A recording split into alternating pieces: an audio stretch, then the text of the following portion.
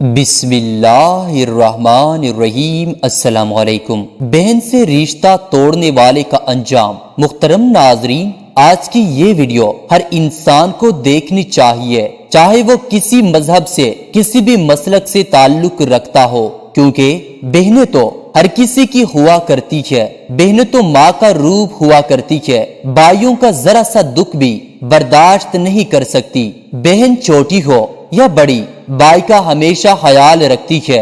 ایک بزرگ کا بیان ہے کہ ایک نیک و صالح اجمی شخص میرا دوست تھا۔ وہ مکہ مکرمہ میں رہائش پذیر تھا۔ ساری رات خانہ کعبہ کا طواف کرتا رہتا اور ہمیشہ قرآن پاک کی تلاوت کیا کرتا تھا۔ عرصے دراز تک اس کا یہی معمول رہا۔ میں نے اس سے کچھ سونا بطور امانت دیا اور خود یمن چلا گیا۔ میں جب واپس لوٹا تو وہ مر چکا تھا۔ میں نے اس کی اولاد سے اپنی امانت کے متعلق دریافت کیا تو انہوں نے جواب دیا، اللہ عز و جل کی قسم، تم جو کہتے ہو ہمیں اس کی کچھ خبر نہیں اور نہ ہمیں اس امانت کا علم ہے۔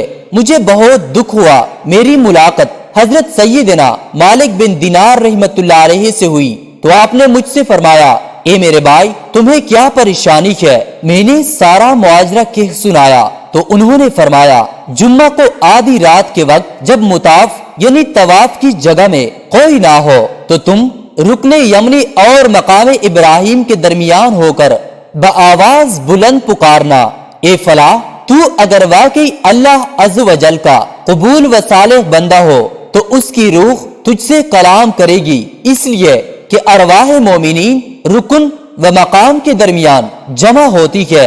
وہ بزرگ فرماتے ہیں کہ جب جمعہ کی رات آئی تو میں نے آدھی رات کے وقت رکن اور مقام کے درمیان کھڑے ہو کر بلند آواز سے پکارا، اے فلاں، لیکن کسی نے مجھ سے کلام نہ کیا۔ جب صبح ہوئی تو میں نے حضرت سیدنا مالک بن دینار رحمت اللہ علیہ کو بتایا تو آپ نے فرمایا، وہ آجمی شخص جہنمی تھا، لیکن تم ایسا کرو کہ یمن چلے جاؤ، وہاں ایک کنواں ہے جس کا نام بیر برخوت ہے۔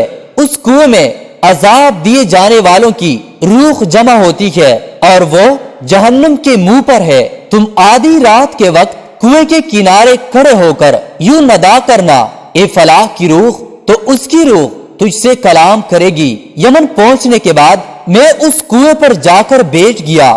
آدھی رات کے وقت میں نے دیکھا کہ دو شخصوں کو لا کر اس کنویں میں اتارا گیا۔ دونوں رو رہے تھے۔ ایک نے دوسرے سے پوچھا، تو کون ہے؟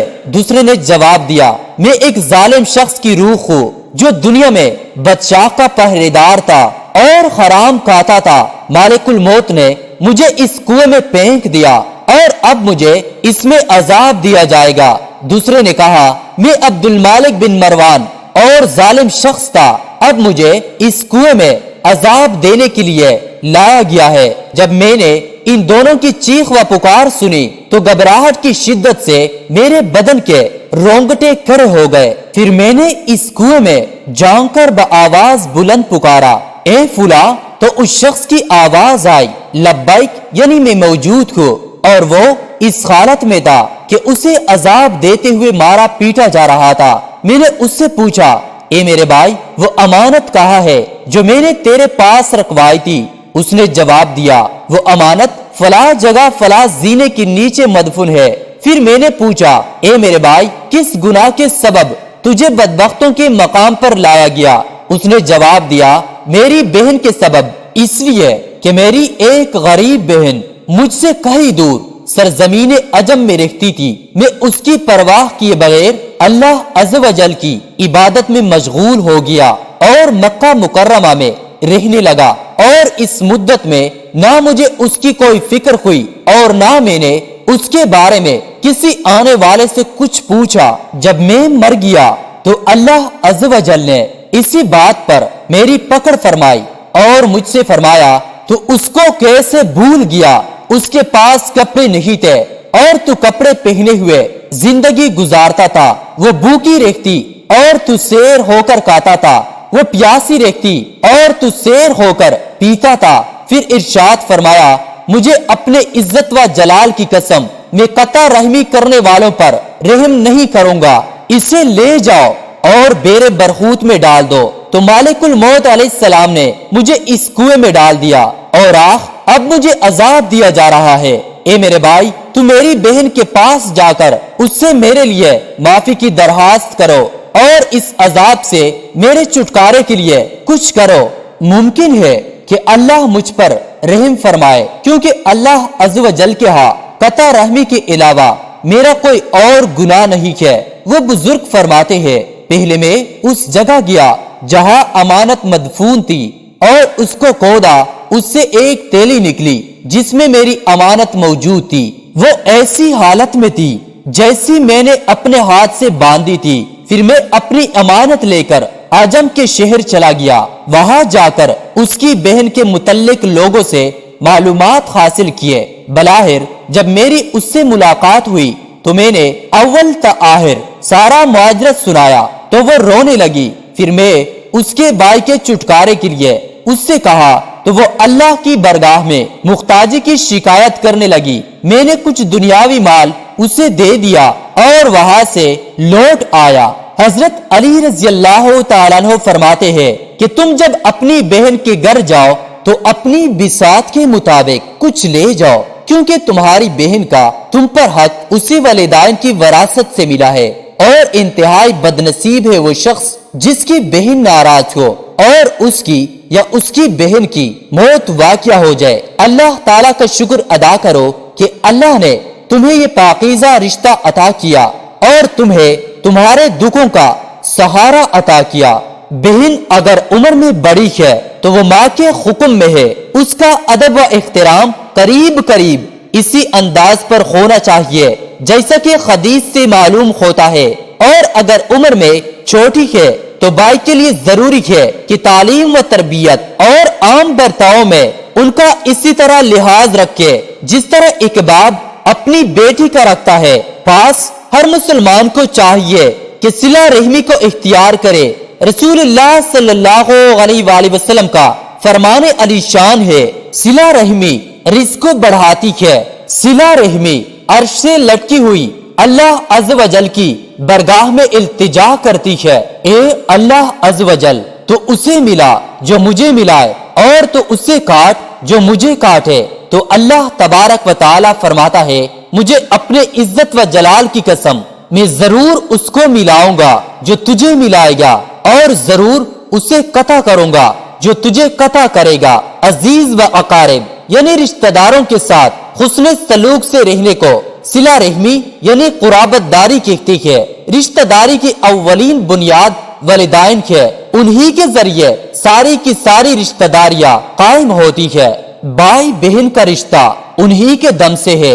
رشتہ داروں کا تعلق ہر انسان کے ساتھ وہی ہے جو اس کے مختلف اعضاء کا ہے، جن کی مدد سے وہ زندگی کی خوشیاں حاصل کرتا ہے۔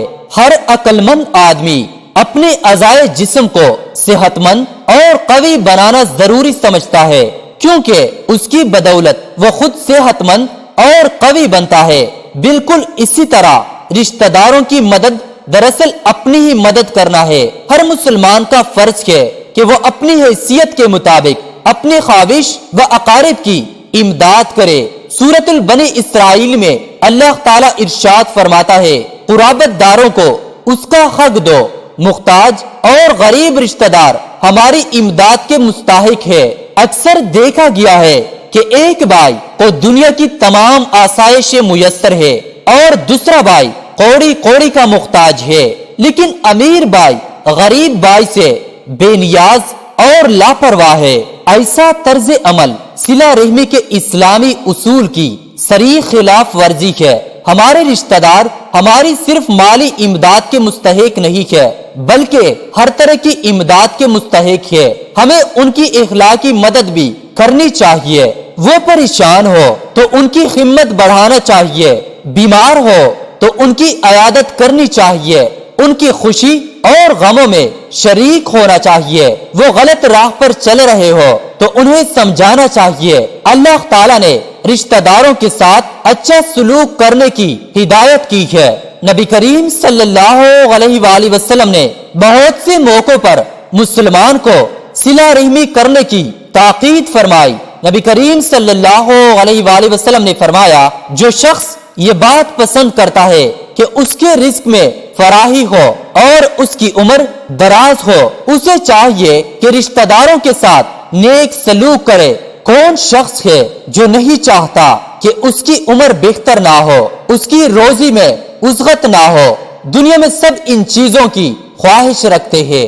جو شخص اپنے رشتہ داروں کی بدسلوکی کی پرواہ کیے بغیر اپنی طرف سے نیک سلوک کرتا چلا جائے اور صبر و تحمل کی مثال قائم کرے، وہ بخود بلند کردار انسان ہے۔ اگر ہم اپنے فرائض رشتہ داروں کے ساتھ دیانت سے ادا کرے تو غربت و افلاس کا خاتمہ بھی ہو جائے، اور ایسا کرنے سے احسان نہیں ہے بلکہ ان کا حق ہے جس کی ادائیگی ہر مسلمان پر فرض ہے۔ صلہ رحمی کی اہمیت کا اندازہ اس بات سے لگایا جا سکتا ہے کہ رسول کریم صلی اللہ علیہ وآلہ وسلم نے فرمایا رشتہ داری کو قطع کرنے والا جنت میں داخل نہ ہو سکے گا۔ حضرت ابو ہریرہ رضی اللہ تعالیٰ عنہ سے روایت ہے کہ ایک شخص رسول کریم صلی اللہ علیہ وآلہ وسلم کے پاس حاضر ہوا اور عرض کیا میرے ایک رشتہ دار ہے کہ میں ان کے ساتھ اچھا سلوک کرتا ہوں اور وہ میرے ساتھ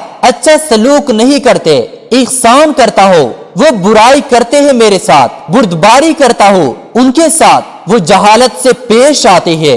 آپ نے فرمایا کہ تو ایسا ہی کرتا ہے جیسا تو نے کہا، تو گویا تو انہیں گرم راگ کو جانکتا ہے اور ہمیشہ تیرے ساتھ اللہ تعالیٰ کی مدد ہے ان کے مقابلے میں جب تو اس پر قائم ہے۔ نبی کریم صلی اللہ علیہ وآلہ وسلم کا ارشاد گرامی ہے قرابت نوازی، حسن خلق اور خوشگوار ہمسائیگی سے بستیاں آباد ہوتی ہے اور عمر دراز ہوتی ہے۔ جس نیکی کا سب سے جلد ثواب ملتا ہے وہ صلہ رحمی یعنی قرابت داری ہے، حتیٰ کہ اس کے خاندان والے فاہر بھی ہو تو اس کے اموال میں اضافہ ہوگا۔ کوئی خاندان ایسا نہیں کہ اس کے اندر اتحاد ہو اور وہ محتاج ہو۔ احادیث مذکورہ سے معلوم ہوتا ہے کہ رشتہ داروں کے ساتھ حسن سلوک کرنے سے معاشرے پر سکون ہوتا ہے۔ اللہ پاک ہم سب کو والدین، بہن بھائیوں، رشتہ داروں، دوست احباب اور ہمسایوں سے حسن سلوک سے پیش آنے کی توفیق عطا فرمائے، آمین یا رب العالمین۔ ناظرین ہم امید کرتے ہیں کہ ہماری آج کی ویڈیو آپ کو ضرور پسند آئی ہوگی، اور اگر آپ کو یہ ویڈیو پسند آئی ہے تو پلیز لائک اور شیئر کریں، اور اگر آپ ہمارے چینل پر نئے ہیں اور ابھی تک آپ نے ہمارے چینل کو سبسکرائب نہیں کیا تو پلیز ہمارے چینل کو سبسکرائب کریں اور ساتھ ہی لگے بیل کے بٹن کو بھی دبائیں تاکہ آئندہ آنے والی ہر ویڈیو کا نوٹیفیکیشن آپ کو بر وقت ملتا رہے۔ اللہ تعالی ہم سب کا حامی و ناصر ہو، آمین ثم آمین۔